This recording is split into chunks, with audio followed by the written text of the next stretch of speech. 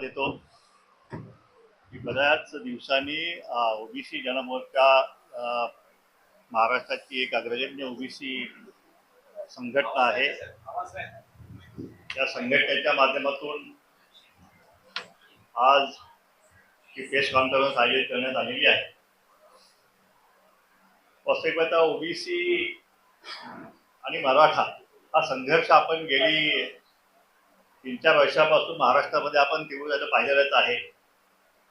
या पार्श्वभूमीवर जरांगे यांचं आंदोलन झालं आणि ज्या काय मागण्या जरांगे करतील त्या मागण्यापुढे सरकार लोटांगण घालून त्यांच्यासमोर सबसेट झुकून ओबीसीवर अन्याय करणारे जीआर जे आहेत ते एका पाठोपाठ एक काढण्याची परंपरा जी आहे ती या महाराष्ट्रात सुरू झाली आणि त्यातून ओबीसीच्या आरक्षणाचे जे आहे त्याचे 3-13 जे आहे ते या महाराष्ट्रामध्ये झाले सगळ्यांनी पाहिलेले आहेत. उदाहरणार्थ आपल्याला कल्पना असेल की नुकत्याच झालेल्या जिल्हा परिषद, पंचायत समित्या आणि नगरपालिकांच्या निवडणुका बघितलं, महानगरपालिकांच्या, तर याच्यामध्ये असलेल्या ओबीसीच्या आरक्षणाच्या ज्या जागा होत्या त्याच्यापैकी 90% जागा ज्या आहेत त्या पूर्वी समाजाचे नावाने बोगस दाखले काढून त्या जागा दिवसाढवळ्या हडप करण्याचं जे पाप आहे ते या महाराष्ट्रामध्ये झालेलं आपण तर पाहिलेलं आहे. आता ज्यांनी असे दाखले घेऊन जागा लढल्या ते जिंकलेले आहेत त्यांना 6 महिन्यामध्ये जात पडताळणी करून त्या व्हॅलिडिटी प्रमाणपत्र घेण्याचे बंधनकारक आहे आणि ती मुदत आता संपत आलेली आहे.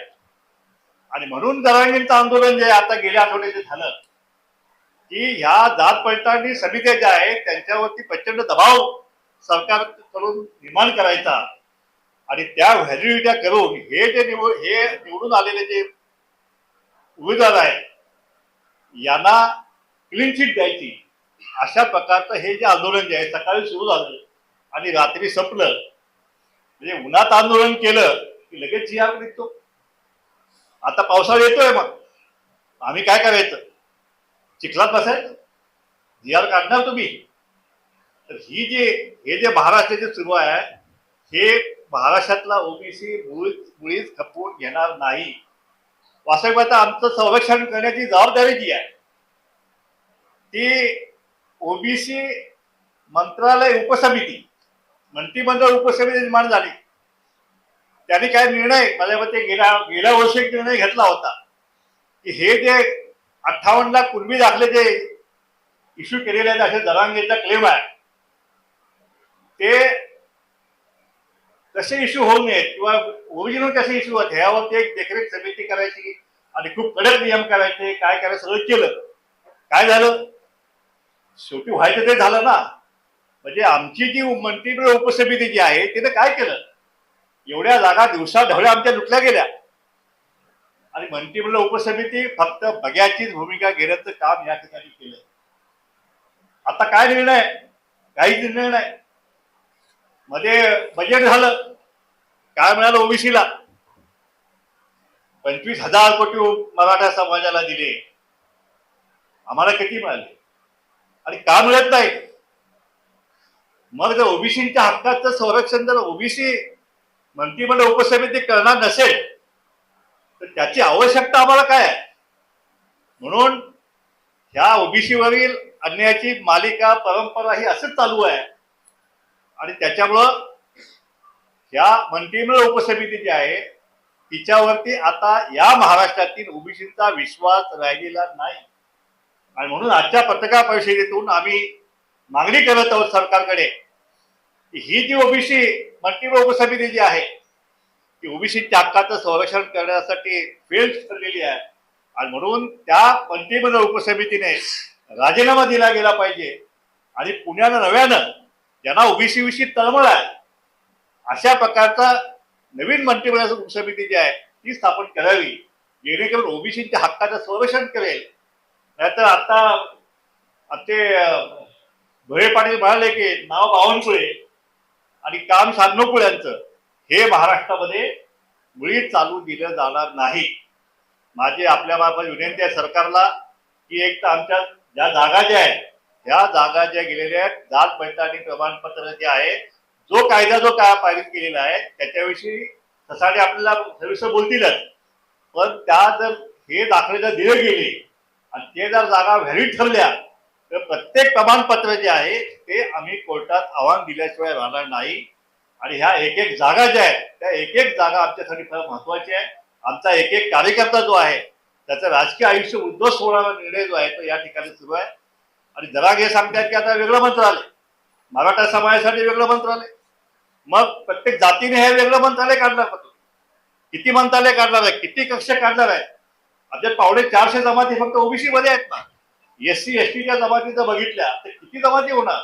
तेवढे कक्ष तुम्ही काढणार आहात का? आणि निधीचं वाटप जे आहे समान वाटप करण्याचं जे आहे तुम्ही आम्हाला वचन दिलं होतं की जे मराठा समाजाला ते ओबीसीला, मग का दिलं नाही?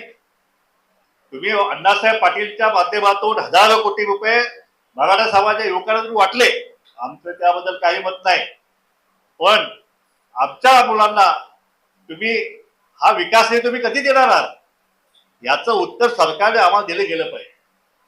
डीएनए सरकारचा ओबीसीचा आहे हे वारंवार सांगितलं जाते, परंतु प्रत्यक्ष कृतीतून मात्र हा डीएनए काय ओबीसीचा असल्यासारखं आम्हाला त्याच्या वाटत आहे. आणि त्याच्यामुळं या सरकारकडे सरकारचा निषेध व्यक्त करतो. आणि जे जे काय या ओबीसीवर अन्याय जो झालेला या महाराष्ट्रामध्ये आणि ह्या जरांगेच्या मागण्या जर आपण पुन्हा मान्य करणार असाल तर या महाराष्ट्रामध्ये ओबीसीला आता रस्त्यावर उतरल्याशिवाय दुसरा मार्ग राहणार नाहीये. आम्ही 12 तारखेला या मुंबईमध्ये महाराष्ट्रातील सर्व ओबीसी समाजातील प्रमुख नेत्यांची आणि कार्य बैठक त्या दिवशी आम्ही बोलवलेली आहे. 12 तारखेपर्यंतच्या आतमध्ये सरकारने त्याची भूमिका स्पष्ट करावी, नाही तर 12 तारखेला आम्ही सगळे नेते मिळून आणि कार्यकर्ते मिळून या राज्यामध्ये आम्ही बंडाचा झेंडा जो आहे तो आम्ही उभारल्याशिवाय राहणार नाही. एक राज्यव्यापी आंदोलनाची घोषणा जी आहे ती आम्हाला 12 तारखेला या मुंबईतूनच आम्हाला करावी लागेल. त्याच्याशिवाय आमच्याकडे आता पर्याय राहिलेला नाही. या ठिकाणी आमच्या नेत्यांच्या ज्या काही सुरक्षा दिल्या होत्या त्या सुरक्षा सुद्धा दिवसाढवळ्या काढून घेतल्या. पुण्याचे एसपी मंगेश ससाण्यांचा रात्री वेळात गोळ्या घालून म्हणून त्यांना कोण येतात धमक्यांचे, मला फोन येत आहेत, धुळे पाटलाला फोन येत आहेत, पण ओबीसी नेत्यांना सुरक्षा देण्यासाठी सरकारला काय बिघडतं मला कळत नाही. शेवटी सरकारच्या तिजोरीचाच पैसा जाणार आहे ना.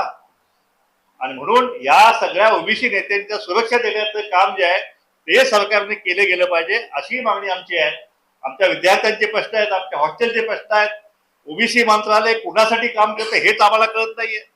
एखादा निर्णय झालाय बाबा ओबीसी मंत्रालयाच्या माध्यमातून आम्ही आतापर्यंत कधी बघितलेलं नाहीये. म्हणून हे ओबीसी कल्याण मंत्रालय जे आहे त्याचं नाव बदलून आता ओबीसी वाटोळा मंत्रालय करण्याची वेळ आलेली आहे. आणि म्हणून माझी मुख्यमंत्री महोदयांना विनंती आहे की आपण सांगताय की तो डीएनए तुमचा याचा आहे, ओबीसीच्या आरक्षणाला धक्का लावणार नाही, धक्का लागू देणार नाही, पण प्रत्यक्षात असे जीआरने सगळ्यांना धक्का लागलाय ना, जागा तर गेल्या, मग धक्का लागला असं कसं तुम्ही समजताय. आणि म्हणून अशा प्रकारे पुन्हा एकदा आपल्याला विनंती करतो मुख्यमंत्री महोदयांना की हे जे ओबीसी आरक्षणाचे लचके तोड्याचा कार्यक्रम महाराष्ट्रात सुरू आहे तो ताबडतोब थांबवला पाहिजे. त्यापेक्षा ओबीसीच्या रोषाला जो आहे आपल्याला सामोरे जावं लागेल. धन्यवाद. आता या ठिकाणी कुणबी समाज नेते आहेत